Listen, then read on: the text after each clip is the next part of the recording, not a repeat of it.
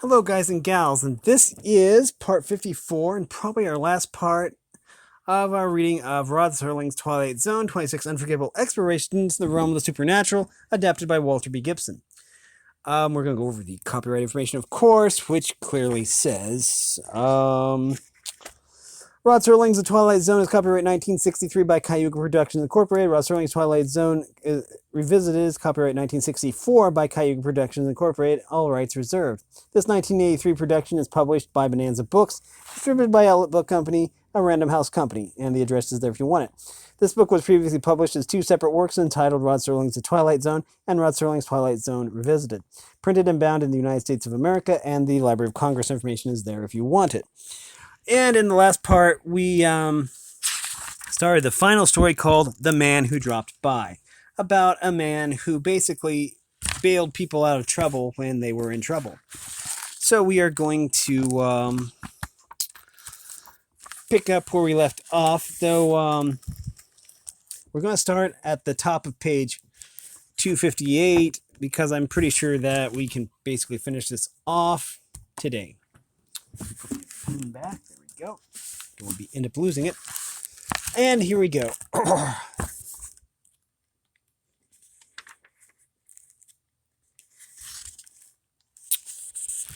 Jerry Roscoe, who kept and sold macaws, the parrot, and parrots on his third floor apartment, was worried.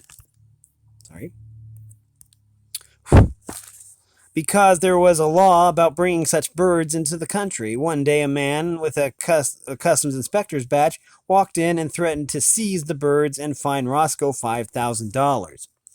Just then, Wilfred Larrabee happened to drop by. He vouched for Roscoe's integrity, so the customs man settled for $1,500, which he said would cover the duty. Roscoe was very grateful to Mr. Larrabee and begged him to drop by any time. Hugo Draws, who lived on the third floor back, worked as a strongman at a Broadway freak museum. One day, an immigration officer came to pick up Hugo's passport, saying he'd overstayed the limit on his permit. Hugo was pleading brokenly when Mr. Larrabee happened to drop by. In his quiet, convincing way, he insisted that it was a mere oversight on Hugo's part. As a result, the immigration man backdated the permit and extended it to cover the rest of Hugo's engagement at the museum. It cost $1,000, which Hugo paid gladly. Hugo overwhelmed Mr. Larrabee with thanks, and he too pleaded with Mr. Larrabee to drop by and see him often. One day, Mrs. Agatha Tolliver was sobbing in her fourth floor front apartment. When Wilfred Larrabee dropped by, he learned that Mrs. Tolliver, who ran the ground floor beauty shop, was being sued by by an actress who had come in to have her hair bleached for a part she was about to play in a new show. Through some mistake, her hair had turned green, and the actress wanted $50,000 right at the time when Mrs. Tolliver had forgotten to renew her liability insurance. Between sobs, she handed Mr. Larrabee a paper bearing the names of the actress, her agent, and her lawyer. "Don't you worry, Mrs. Tolliver," declared Larrabee in his reassuring tone. "I'll drop by and see all these people. I'm sure they will listen to reason. People always do when I drop by." So Mr. Larrabee dropped by and saw them, and then dropped by the beauty shop bringing forms for Mrs. Tolliver to sign, squaring the whole thing for a mere $2,000, which Mrs. Tolliver gladly paid. She too was insistent that Mr. Larrabee drop by again. These were but a few of the helpful things that Larrabee did for people when he dropped by. He was always willing to lend people small sums without interest, and they were prompt to pay him back, so they could borrow more when they needed it. Often people would wait outside their apartments, hoping to hear Miss Larrabee's footsteps coming from the stairs, so they could stay and greet him when he dropped by, which would give them some excuse for telling him their troubles.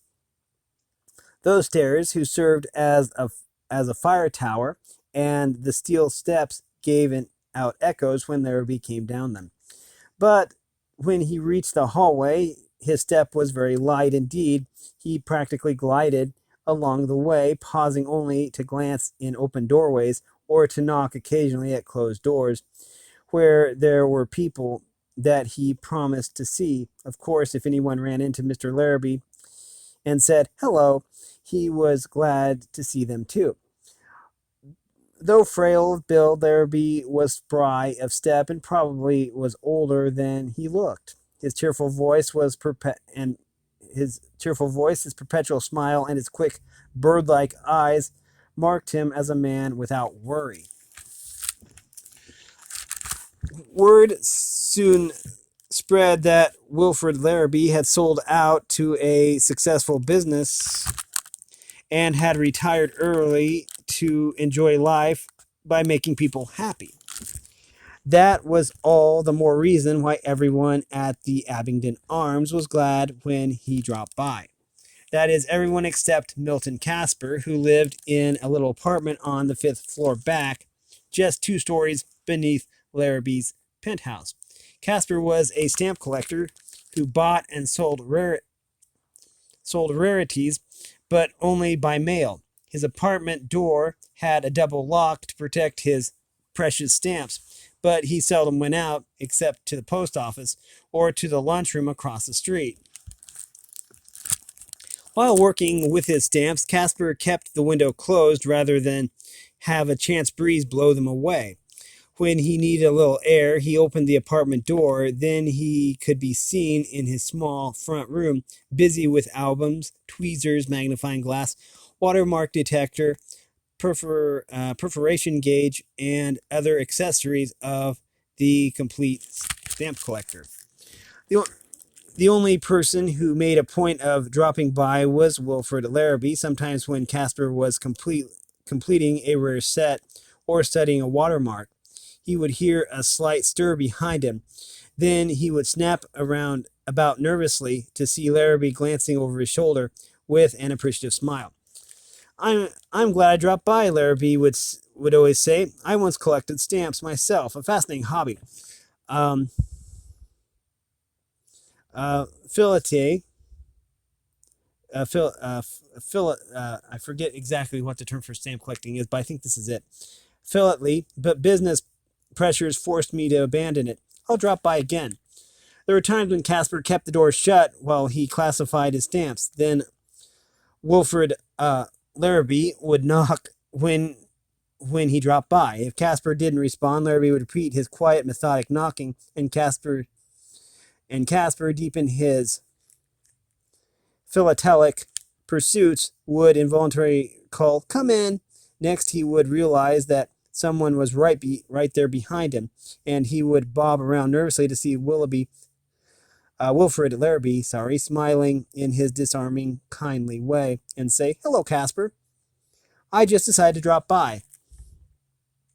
Sometimes Casper couldn't remember calling "come in," so he began locking the door while working on his stamps until the room became so stuffy. Meanwhile, if Larrabee dropped by and kept up a repeated and persuasive knocking, Casper would finally let him in, but there were times when Casper wouldn't unlock the apartment door for anybody. On those occasions, he would go to a tiny back room and close its door. Then he would open the lone window to get some air. Next, he would run his hand along the shelf of old stamp albums until he came to one marked J3, which was almost out of sight behind the molding of the bookcase. Casper would squeeze the other albums closer and pull out J3 and place it on a table by the window. But when he opened J3, it wasn't an album at all. It was a dummy box containing a set of engraver's tools, 2 copper plates, a powerful eye lens, and 2 $20 bills mounted on a cardboard easel, so as to show both sides of the note. In his secret life, Milton Casper bore the unenviable distinction of being the nation's #1 counterfeiter. Here, Casper was working under ideal conditions. The blank wall of the warehouse across the alley cut off any chance of observation, while Casper's floor The fifth was high enough to give him good sunlight for the few intensive hours that he devoted to the painstaking job. The room was fanned by occasional breezes from its lone but ample window, and on dull days, Casper devoted himself to stamp collecting as a perfect quote unquote front to cover his clandestine activities. This had been going on for months, with all of Casper's expenses being underwritten by an underworld syndicate that was eagerly awaiting delivery of the plates. Then Casper was to receive a cash sum in genuine U.S. currency that would enable him to be far away, living luxuriously in some foreign land, by the time New York was being flooded with fake bills printed from his plates. Gradually, however, Casper had fallen behind schedule. That rather surprised him because in his work every detail was essential, so it was as difficult at the start as at the finish. But Casper's reasoning, as well as his past experience, his hand should have become more deft at his approach. As he approached the final stages. But now, with his task almost done, Casper couldn't work. A pigeon fluttered past the window. A breeze flapping the curtains jarred his tense nerves. But he had a cure for that. He brought a small packet of paper from his pocket, opened it, and poured its powdery contents into a glass of water, which he swallowed. Soon Casper's nerves began to calm. The physician who had given Casper the prescription had warned him never to take more than one powder at a time, but Casper promptly proceeded to take another, and the effect was starting indeed. To his mind, seconds began to lengthen into minutes. Soon minutes would seem like to be hours, yet despite the way the potion made time stretch, Casper remained alert, more capable of fine, delicate work than when in a normal state. His hands poised the engraving tool, much as the pigeons seemed to hover in the mist of their flutters outside the window. Then came a series of slow, repeated knocks. It was Larrabee dropping by, but the time between the knocks was so great that it drove Casper to distraction. It seemed like hours before the knocks ended, proving that Larrabee had gone his way. Worried, Casper put away his tools in dreamlike fashion and left the apartment. He took the elevator down to the lobby and started out the door, only to meet Larrabee coming in. "So you were in your apartment when I dropped by?" Larrabee chided. "Why didn't you answer? I knocked 3 times. "I know." Casper's tone was a lazy drawl. "I mean, you see, I didn't hear you. I was asleep." "You sound as if you were asleep now," said Larrabee. "Better get yourself a cup of coffee. I'll drop by and see you tomorrow." The next morning, Casper decided to get some work done before Larrabee dropped by. He walked about, muttering over the details. Close the hallway door, lock it, lay out albums in the front room, go into the back room, open the window, chase away the pigeons, breathe some fresh air. Now the duplicate albums, A, B, G, I, J, I. All this while Casper had been suiting words to action. His hand was about to move from J1 to J2 when something caused him to break off in a nervous way. Looking over his upraised arm, he saw the smiling face of Wilfred Larrabee there in his back room. "I knocked," said Larrabee blandly, "and you called 'come in,' so I did." He looked at the shelf. "What have we here?" "My duplicate stamp albums," Casper exclaimed. "I was just taking down J1 so I could check it with my master collection." "I see that you have the window open. Aren't you afraid the wind will blow the duplicates away?" No, I always take them into the front room." Casper motioned Larrabee into the other room, and there Larrabee watched Casper compare his duplicates with specimens in the master album. Soon Larrabee left, and after a few minutes Casper peered out into the hall. He could hear voices coming up the stairs, and he gathered that Wilfred Larrabee had dropped by to see Mrs. Tolliver on the 4th floor. Quickly, Casper turned the key in the double lock and hurried to the elevator. He reached the lobby ahead of Larrabee and kept on to an outside phone booth where he called a number and asked for a man named Griff Burlick. A hard-toned voice came on the line, and Casper nervously announced, I've got to see you right away, Griff. Emergency. Okay, meet me at the Three Trees in the back booth. The Three Trees was a bar and grill 5 blocks away. Soon Casper was in the booth at the back, and there was joined by Griff Burlick, a stocky, powerful, square-jawed man with a face as tough as leather. Griff and Casper's only contact with the syndicate backing the counterfeit plate project. Griff was Casper's only contact with the syndicate backing the counterfeit plate project. In case of trouble, Casper had to call on Griff, much as the other residents of the Abington Arms called upon Wilfred Larrabee. There was a real switch to call. That was a real switch to call on. That was a real switch to call on an outsider like Griff instead of a man like Larrabee, who was ready to help anyone and everyone except for one thing. A man engraving counterfeit plates like Casper would rate as a nobody in the opinion of an honest man like Larrabee. So Casper had to tell his troubles to Griff Burlick instead. They waited until they were sure that no listeners were near the back booth of the Three Trees. Then Griff gave a nod, which meant Casper could talk. Things have gone bad, Griff, said Casper, real bad. What about the plates? Even Griff's undertone was sharp.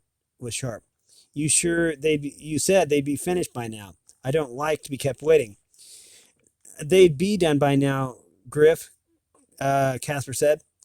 Only I've been having trouble with this guy Larrabee who lives in the penthouse. He's practically begun to haunt me. You mean the do-gooder who is always dropping by to see people and help them out, the fellow you mentioned once. That's right. Yesterday he knocked at my door just as I was starting work. It gave me the jitters, and I had to quit. Today he walked in on me when I was reaching for the tools. I was just in time to stall him by taking down album J1. Wait now, you mean he walked clear into the back room?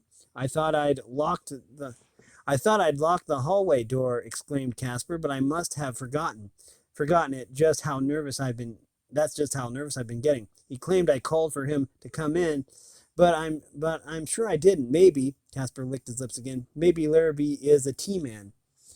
Not a chance. Once those Treasury boys barge in, they take over. Now listen close, Casper. Today I get a line on this Larrabee character. Tomorrow you get to work and finish those plates first thing. I wish I could, Griff, but I get shaky. Then shake off the shakes. Get back to work.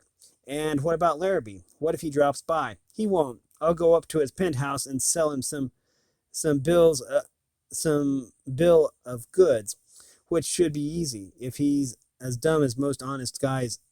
If he's smart, Griff's leathery lips broadened with a smile. Well, handling smart guys is my specialty, so don't worry. Next morning, Casper went out to breakfast, then stopped at a drugstore and had his usual prescription filled. On the way back, he poured a powder into his palm and licked it down. So he was feeling quite calm when he reached the Abington Arms. Once in his apartment, Casper made sure the door was double locked, then swallowed another powder. He seemed to float into the back room, where he opened the window and took down album J3. The slow-motion sensation sharpened his nerves for the task ahead. Poising his engraving tool above the portrait of Andrew Jackson, Casper gave a slow grin that seemingly took hours to complete, and he said, Got to get you right, Jackie boy. This should do it. That did it. Deliberately, painstakingly, Casper finished the finest set of counterfeit plates ever turned out by an engraver's skill. In dreamy fashion, he took the third powder to celebrate the triumph. He let the paper fall from his hand, and instead of fluttering, it seemed to hang there in the air, moving almost imperceptibly toward the floor, so slowly that Casper's impressions, so slow had Casper's impressions become. Griff must have sold the real bill of goods to Larrabee, for there had been no knock on the door, and now it wouldn't matter. All Casper had to do was sit tight in his happy stupor and deliver the plates after he awakened. Then a slight sound caused Casper to turn in this slow, year-long style. His eyes widened in total disbelief. There, looking over his shoulder as before, was Wilfred Larrabee. Instead of a benign smile, Larrabee now wore a distorted leer, which Casper took to mean gleeful triumph.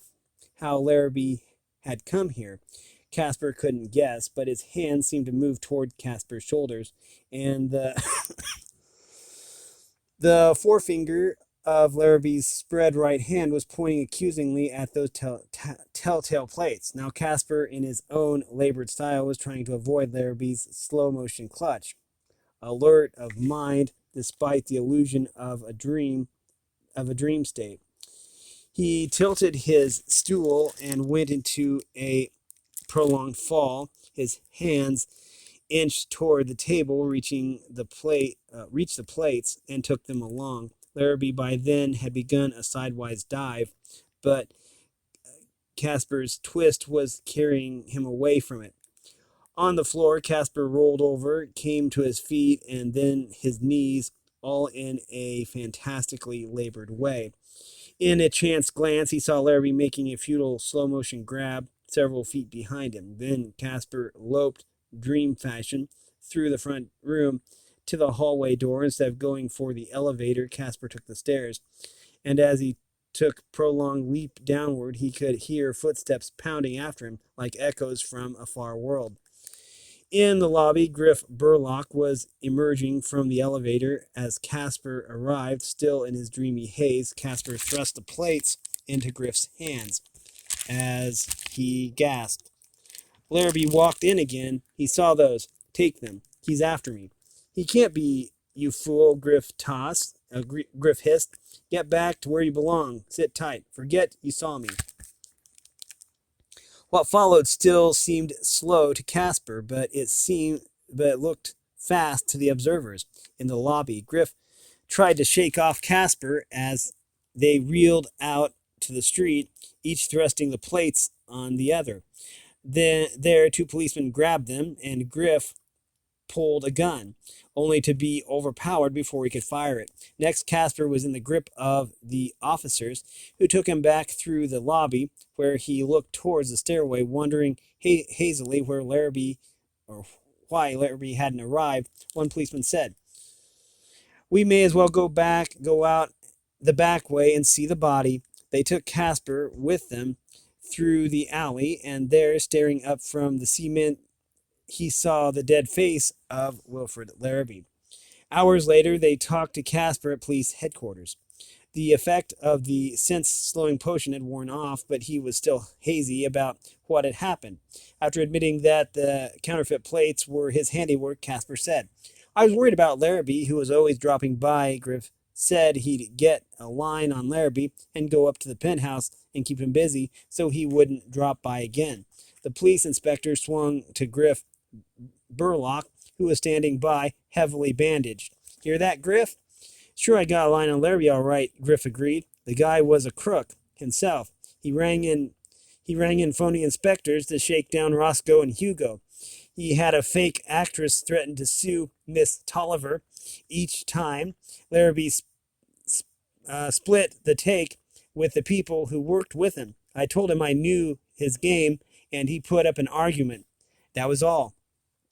"And in that argument," added the inspector, "you found that he knew your game too. So you shoved him over the parapet behind the penthouse, and he plunged to his death in the alley.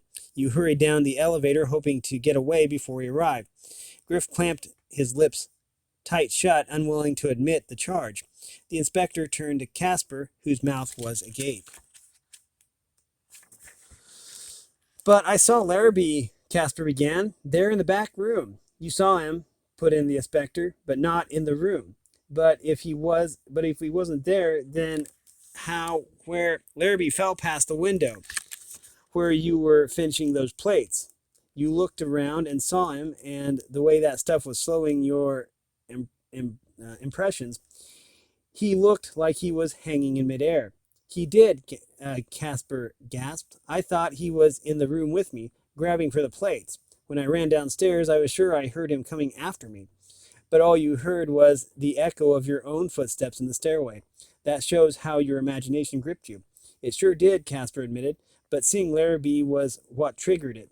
Why, I was so startled I never thought of him being outside the window. I thought he was just dropping by. And for once, he really was, the inspector agreed in a tone as solemn as a knell. Just dropping by. And that's going to do it for our reading of The Twilight Zone, or of Rod Serling's Twilight Zone, 26 Unforgettable Explorations into the Realm of the Supernatural, adapted by Walter B. Gibson. We have been reading The Man Who Dropped By. If you like this content, make sure you like and subscribe and ring the bell so you know when I upload. Also, if you want to support me in any way, if you want to join the Discord server, all the information will be in the description below. And as always, thanks for watching, everyone, and have a great day.